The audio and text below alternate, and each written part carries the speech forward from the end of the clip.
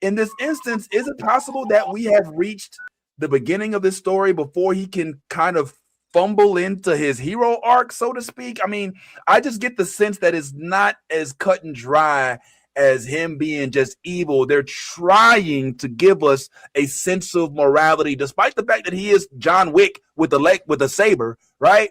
He's still, trying to come for the Empire. He's out for revenge. So, here's the thing. John Wick had a point where he just kind of effed off and went and played by his own rules. He went and obeyed the law at one point. I would say Din Djarin is more closer to a John Wick, if that makes sense. When it comes to Maul, Maul's always on his own shit. We know Maul has an endpoint versus other characters in the franchise. Maul has an endpoint that we are well aware of. So if this was anybody else, that we didn't know their ending, like Din Djarin or something like that, I'd be like, you know what? You're cooking. You're making a valid point. But we know Maul is going to be a pain in the ass until all the way until the end, and then he's gonna have that moment where he's like, "Is it true? Is the savior close?" And that's it. That's the closest we ever get to a moment where Maul might become slightly good, where he hopes for the future.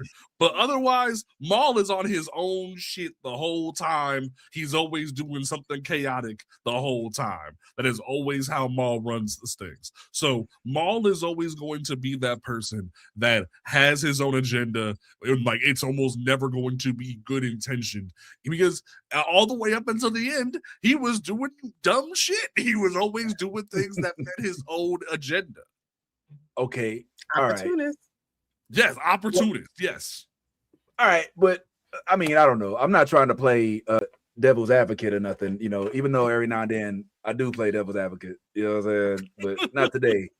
I wasn't ready for this moment at all. But just in case I was playing devil's advocate, I would say that Darth Maul is a victim of his circumstance. I mean, wasn't he kind of like, all right, now follow me out.